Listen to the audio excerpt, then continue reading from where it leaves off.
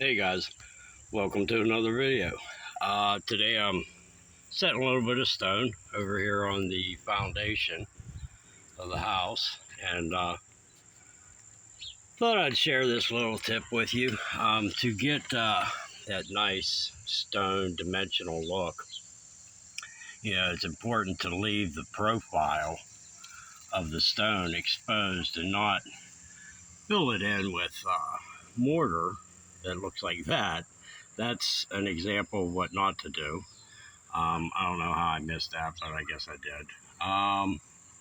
But to get a nice look to your stonework, it's very important to leave the profile, such as this one. The profile of the rock is fully exposed.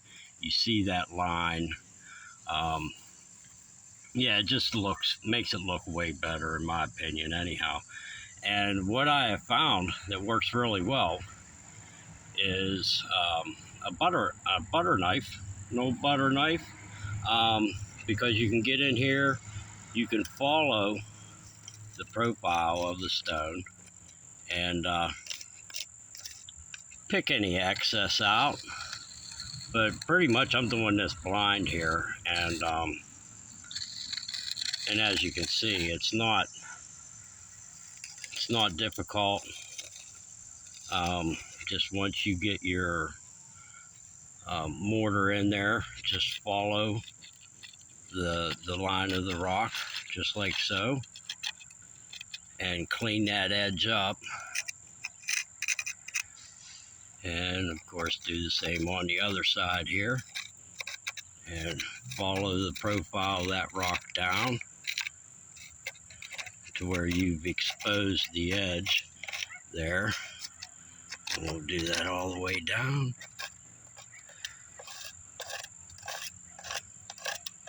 And then once you do that,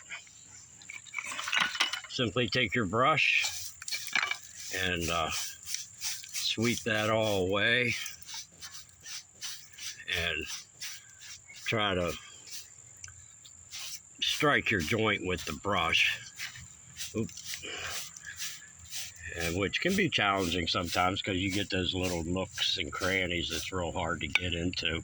And if you do and you want to strike that joint, the finger works the best. I don't care what anybody says. They say, don't do that. You're going to burn your fingertips with the mortar and dry your hands all out. It's just a sacrifice. The little sacrifices that we make to bring a little beauty to the world. So I hope this helps somebody. As you can see, that one's kind of in there. It's hard to see, a little dark. But here's another one over here. We might as well do this one too. Oh, move my little stool here, my 5-gallon bucket stool. So this is a good one, good example.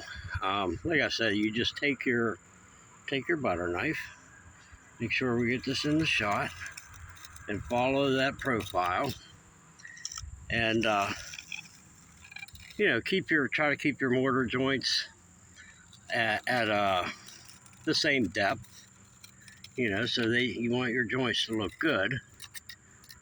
But don't be afraid to take it back a little bit. I like this because it gets your mortar joint kind of out of the weather. And sometimes you got to be careful because your blade will snag like it did there. But just clean that up and follow that profile until you get it nice and clean looking. And like I said, don't be afraid to dig it a little bit out and take your mortar joint back in, because remember, you have mortar behind it, mortar on the top and the bottom. So you know, taking out a little bit of the mortar joint isn't going to